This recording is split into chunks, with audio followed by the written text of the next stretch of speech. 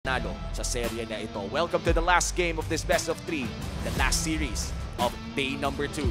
Blue side, ang Onyx. Red side, ang Echo. Same format para sa Onyx. Tatanggalin nila uli itong Paquito and the Joy na binibigyan talaga nila ng malaking importansya. Ngayon, aalisin naman ng Echo rito ang isang Edit and this Fred Green. Talagang talagang inuuna na kagad nila yung Edit. Kasi ako para sa akin, ang lakas mga disrupt ng mga pinaplano nyo kapag may edit sa kalaban. Kasi ang dami ring plano ng edit para sa'yo. Ang dami ng plano sa'yo. Bukod sa balibaging ka, minsan sa sobrang love na love ka ng edit, mag-flicker pa yan para maabutan ka. And, this is one of those heroes na feeling ko surprise para sa lahat na biglang meta pick na kasabayan ng board. Dati-dati din kasi hindi naman pinalakas, hindi naman pinahina. Nagka-brave smite lang. Lumakas na bigla ang edit. Yeah. And of course, isa rin siyang flex pick. So siguro yun naman yung isa sa mga valuable na mga heroes. That's why, baka Novaria ang unahin dito ng Onyx dahil kakausap lang natin tungkol sa pagiging flex ng hero na yun. Lalo na, wala naman ng Lancelot. So dalawa yung nakikita ko dito, Novaria at Bruno pa rin. Katulad ng sinabi ko ng game number 2, probably ito yung dalawang heroes na ipaprayo ngayon ng Onyx. Bruno is open as you said. At mukhang hindi nila kukunin ang Bruno na yon. They're gonna go for the Valentina instead. Bruno, ano ulit? Bruno Nova. Iba yung ginawa ng Echo dito. Kumbaga, hindi pa nila turn. Nilalak na kagad yung Bruno. Oo, nakikita na ginagano na yung kagad yung nakaano na yung daliri, ready nang pindutin Ito na. Nagbabalik. Kasi ito yung medyo fault ng Onyx. Tingin ko yung pagkuha nila sa Valentina, sobrang sure na sure ka, mapupunta na talaga doon sa kanilang mid laner. And the thing is, si Super Prince, solido naman yung kanyang performance with Faramis. Yes. Which is a natural answer dun sa may Bruno kasi nga magsusurvive kayo. So, hindi yata ganun kaganda yung kanilang Valentina unless they plan out something else. Export na ba agad to para sa Onyx? And kung titingnan natin, for Echo, itong hindi pa nga sure kung kay Sanji mapupunta ang Novaria na to. May chance din na pwede itong ibigay kay JP. And as you said, export could be the choice. Pero mukhang Terizla ang kukunin ni Gem. Ano kaya ang isasabay nila dito? Nakita rin kasi natin na parang inubusan itong si Gem. At Claude ang ihaharap dito ng Onyx. Kasi again, may chance kasi yung Claude na pumunta sa likod. And yun yung kailangan mong gawin kapag meron ka mga Novaria or mga heroes na pwede talagang umatake galing sa likod. Could be Martis agad para sa Echo. Isang bagay pa yung X-Borg, mukhang ganun pa rin. Hindi magiging problema para sa X-Borg yung Valentina. Naka-counter pa niya yung Terizla. And that's gonna be an easy pick for them. Dalawa yung nakikita ko dito for Echo, Martis o kaya yung X-Borg as their priority for the third pick. Ano nga ba ang kanila magiging lock-in dito? Martis, natawag mo nga, Wolf. Hindi ko alam kung saan mo nakikita yan. Pero mukhang in the zone ka ngayon. Tignan na natin kung ano ang stats so far. Wolf, hindi kasi ako magaling magbasa ng graph at bumagsak ako sa subjects na graphs. Ano bang nababasa natin dito? Mukhang maganda yun. Maganda for sure yung nakikita nating team fight para dun sa sa teams. But more particularly yung late game na kinukuha dito na priority, I would say, ng side ng Onyx. Most particularly dahil meron silang Claude. Tapos sa kabila naman, counted na mas early ito kanilang composition with this Bruno. Tapos meron pa silang Martis, so malakas yung kanilang early game. At meron silang pang-eliminate. Ang nakagulat dito ay binan yung Akai. Export ang inalis. Kasi nakita naman natin kung gaano kahirap ang Export kalaban, pero back siya. Ang magiging final ban dito ng Echo. Limit Ryzen. Tinanggalan ng 4 na jungler. Si Idol. Respect on the name of Ryzen. Ano pa kaya pwede? Well, meron pang Hayabusa at Fanny though. So, alam naman natin, ginagamit din ninyo ni Ryzen. Pati nga Julian Naalala mo yung highlight niya nung Season 10. Season 10 din yun. Wow! Hi. Hindi naman siguro anak ni Cartesian, I don't know. Okay. Hindi ako sure. May mga pinapakita ang mga pictures. Wait lang meron pang, I think yung Grok ay pwede pa i-consider ngayon ng Echo. Kasi flex ulit siya. Alam natin ginagamit ni Sanford. From the explain. Kasi Grok is the natural answer dun sa may Claude.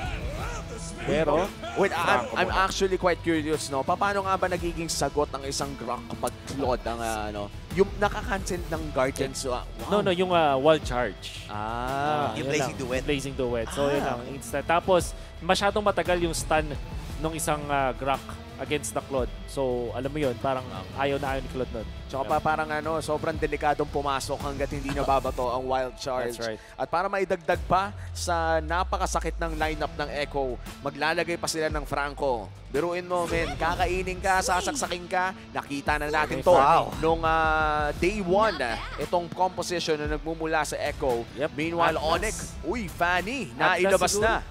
Ang last pick, Atlas against Franco. Hindi. It's going to be Ruby. Wow. Oy, Good first ba? game ng Ruby sa MPL. Iba to iba ang inilabas ngayon ng Onyx Philippines. Pero naging matapang si Ryzen para humarap sa hero na sa komposisyon na merong talagang legit na lockdown para sa kanya. Kailangan lang mag-ingat. At alam natin sobrang purple buff dependent ng isang Fanny. So most likely expect natin na tatambay at tatambay ang kupunan ng Echo sa purple niya. Mabalikan natin yung graph na nakita natin. Ang taas nung ranking ng DPS or ng damage output ng Onyx. At that's very true.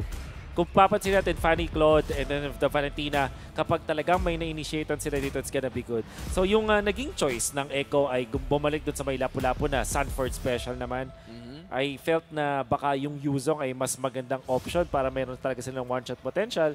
Kasi ang lapu-lapu ay pwedeng ma-kite dito sa game na to. Pero syempre, isang bagay na i-consider natin is, ano nga ba yung dynamic ng Terizla versus the Lapu-Lapu? Baka naman kasi yung Echo, mas na-feel nila na mas kaya ng Lapu-Lapu yung Terizla sa laning stage. At yun yung mga tanong na makikita natin ang sagot pagpasok natin sa Land of Dawn. Dahil ito na ang pinakahuling laro ng gabing ito. Echo versus Onyx, magsisimula na ang game number 3. Ano bang pwede nating ma-expect in the early game? Well, kung titingnan natin, ayan na nga ang expectations.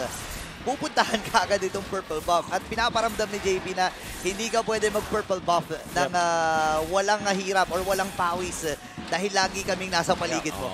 At saka medyo purple buff dependent ang isang Fanny, no? Yep. Ito yung mga nakakalungkot kapag hindi na makapag-purple, kaya bantay sarado talaga sa purple ang Onyx this time around. And for the side of Echo, mukhang defensive na Franco ang ating makikita. Hindi muna mag-i-invade, hindi manghuhook ng mga buff. Okay, so ang isa pang sagot ko sa tanong mo, Mr. Uwomi, ay kailangan tauhan ni Yoshino ito si JP. Man-to-man defense sila.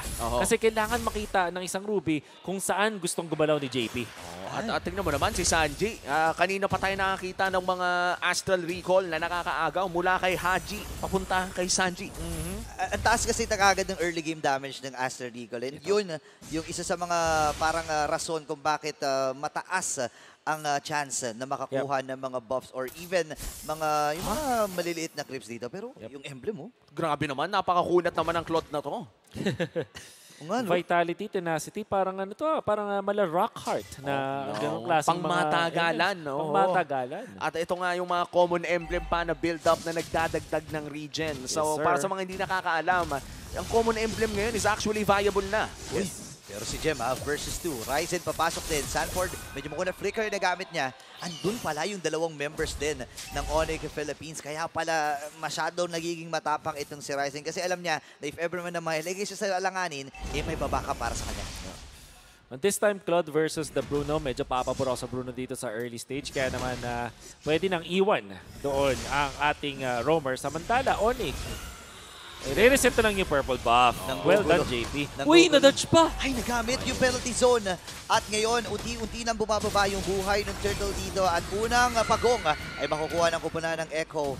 Ngayon, Yoshino, lalaban nga ba sila? Level 4 na si Jam dito. At may hook nakasama, pero nandun yung mga cable plays. And this time, dalawa ang mapapatumba ni Ryzen sa pagkakataon na yun. Kinuha yung purple ni Reset. Kaya ni-reset niya yung buhay ng dalawa doon sa kabila. Grabe mala 12 fingers ang galawan. Wow. Very commendable mula dun sa Onyx kasi nakita nila may konting weakness kapag nagamit ng mga spells dun sa may turtle fight. Kahit wala sila ng penalty zone, kaya nilang humarap dun sa mga members ng Echo. No combo for Sanford that time. Kaya naman na Ouch! maging masaya si Ay! Ryzen. May pangkagat pa pala pero nagamit din yung penalty zone. Sapat ba yung damage na ibibigay ni Gem against JP? Parang hindi nga ata. Uy, pero tumatama pa yung execution. Isang first kill na lang! Ay, di naman. Sinalo ni Sanford. Ang galing, galing. Mala Bruno Mars ang galawan. Catch a grenade. For ya. Gusto ko yung in-explain mo talaga, pero tama ka dyan. Wala Bruno Mars nga naman talaga yung galawan doon. And now, Echo ay nakabalik na at sinasabi natin na importante para sa side ng Echo yung damage output ni Sanford at exactly yun yung reason kung paano nila na-punish si Ryzen. And medyo nag-overstay ata ng low HP si Ryzen doon. Yes, sir. Kung kaya't nakakuha ng kill ang Echo, check natin ang item build so far.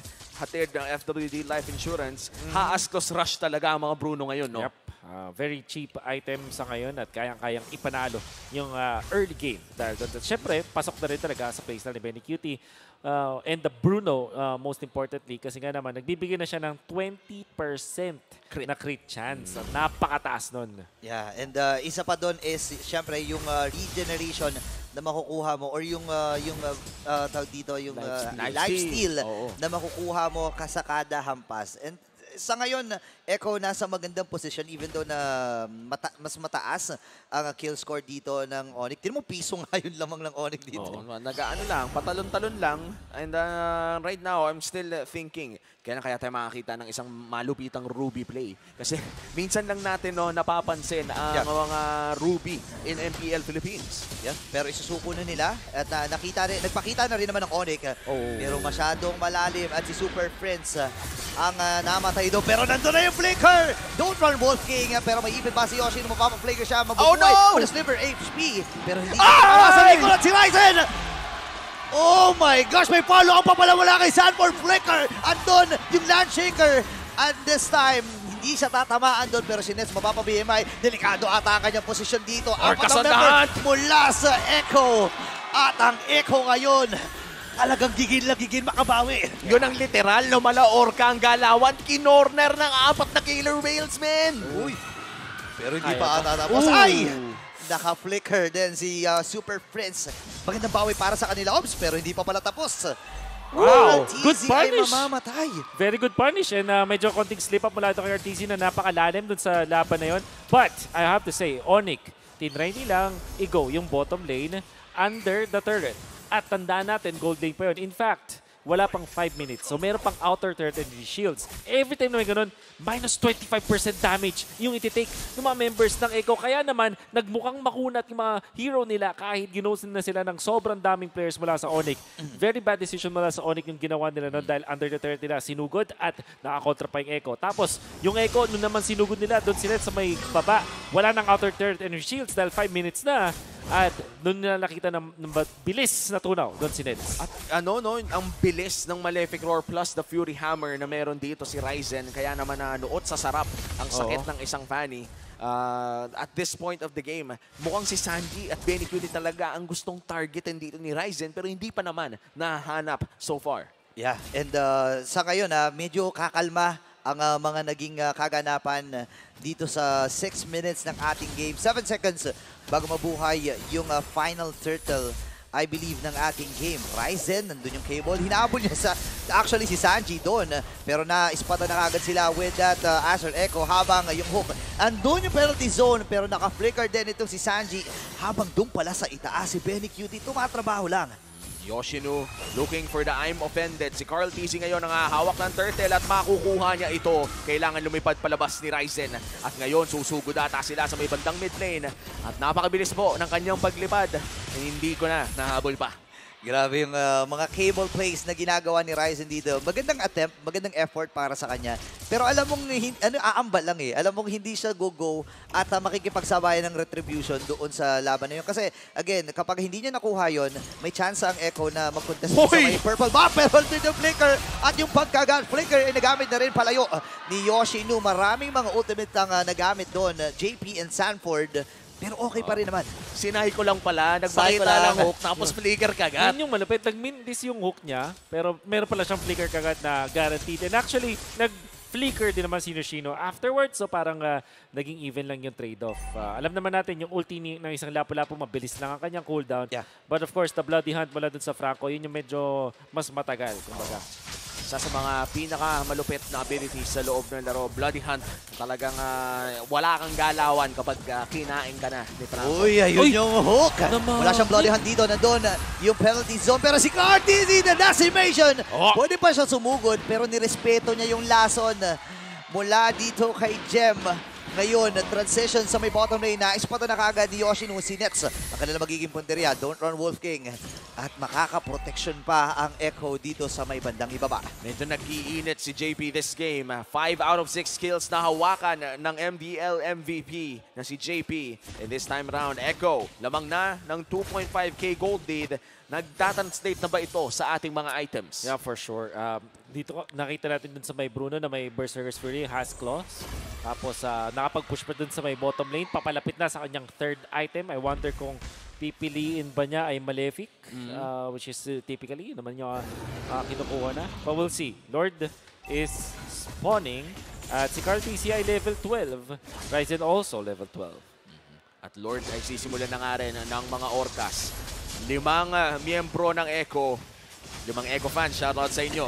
Sisimulan na nga nila at libre Bilis. na makukuha ng Echo ang pinakaunang Lord ng larong ito. Minadali talaga. Pero Yoshino, sabi niya, trade na lang tayo ng isa. JP ang magiging puntirin nila. Pero may immortality pa ito at Gem. Nakikipagsabayan lang ng hampasan. Pero again, wala silang makukuha roon. At kailangan nila mag-ready dito para sa depensa. Oh, may kakunatan na dito si JP at na-regen lang niya ata. Sky Guardian helmet ata ang ating nakikita dito. Yeah. And very crucial build-up mula dito sa Echo. At mukhang magpupush dito ang Onyx sa may bandang itaas pero mapipigilan ni Sanford. Grabe naman yun, boss! Yung bravest fighter, sobrang tapang. Linikera na lang dun sa dulo. Kaya nga daw bravest eh. Kaya nga, sinabi bang braver? Oh, Bravest nga. Bravest. Ay, nako. I believe Wind of Nature ay available na ngayon kay Benny Cutie. At malaking problema to kasi dalawang heroes na pwedeng pumunta at may access sa backlines. That's Claude and Fanny ay nullified na agad ng Echo.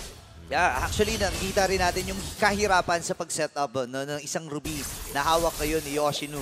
Pero habang pinag-uusapan natin yun, meron palang 1v1 dito sa may ibaba na nagaganap. Habang yung Lord ay nasa itaas, pumuposisyon lamang ang Echo para ituloy-tuloy ang kanilang pagsugod against Onyx Philippines. At ipupush na nga ng Echo ang may bandang itaas pero matutunaw ito ng Onyx ng medyo madali lamang. Oy, sa baba! Oh, may nangyari! May nangyari! Nakita ko yun sa minimap. Tumipi si Idol. Isa pa nga yung kita ng camera. 1v1 with the great one. Yun nga ang sinasabi nila kapag may ganong klaseng ganap. Yep. Pero again, crucial ito para sa Onyx. Kaya ni Cartizzi na 1v1 eh. Grabe yun, men. Break the armor na rin kasi yung kanyang pinili. So, very good item at siguro ay napaka-overextend doon si Ryzen. Oops. Sobrang importante kill mula kay Cartizzi. Nakabawi siya dun sa kanyang pagiging aggressive dun sa may top lane. Sa Blade Armor pickup mula dun sa ating Martis ay nagiging problema na. At alam naman natin kapag Claude yung katapat nyo, maganda meron kayong 1 or 2 or kahit 3 nga na Blade Armor, di ba? Para pwede nyo saluhin yung ulti ni Claude. Tsaka at this point, no, yung mga Blade Armor na yun, pasakit lamang ng pasakit kasi habang tumatagal ang larong ito ay sumasakit lang Claude. So, yung value ng Blade Armor ay talagang tumataas din. Naalala ko tuloy yung mga nagbe-vengeance kapag may Claude. Alam mo yung ikaw pa yung napahamak sa sarili mong Blazing Duet. Yep. At parang kung wala ka namang magagawa doon, hindi naman pwedeng hindi ka mag-ultimate bilang isang Claude. Diba? Kaya mo nga pinik yung Claude para sa Blazing Duet. Tapos hindi mo pipindutin. Iba-iba naman ang option na ginagawa sa Blazing Duet. Minsan pag early, pinang-kick-clear. Pero kasi pag late game, may damage at may damage na yan talaga eh. Kailangan talaga at proper itemization ng ating nakikita mula sa Echo. Alam nila na kahit lamang sila ng 6,000 ay threat pa rin dito si Nets. Nakita naman natin kung ano ang kaya niyang gawin in game number 1. But this time around, 6K na ang kalamangan ng Echo. Respectable gold lead at sisimulan na nga rin nila ang Luminous Lord. Wina 1v1 lang dito ni Benny Cutie yung Lord eh. Uy, pero Ito may damage si Sanji. tinamaan si Ryzen dito ha. Medyo Kaya, masakit na. uy, mabilis. Oh. Napakabilis na pagkuha ng Lord at may pag-reset muli para kay JP. Sabi niya, okay, hindi na namin kailangan sumama sa Lord. Kailangan lang namin dito guluhin si Ryzen para bumaba yung kumpiyansa niya sa pag-defense sa mamaya. Purple buff.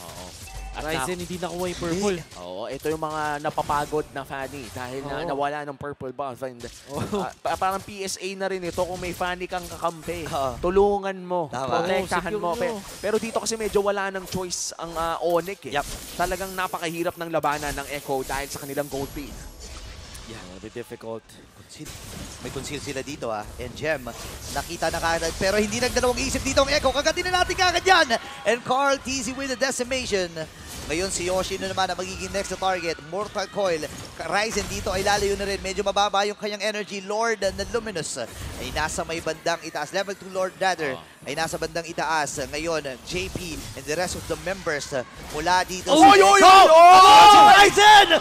Pinagsisipa mula kay Benny Cutie at ito na ang pagsugod mula sa mga Orcas. Pwede ba sila mag-base lock dito? Yoshino, 1, 2, 3, 4 na hampas. Pero buhay pa rin sila. May available ang mga minions dito at si Benny Cutie at ang buong Orcas ang magwawagi sa serye na ito. Reverse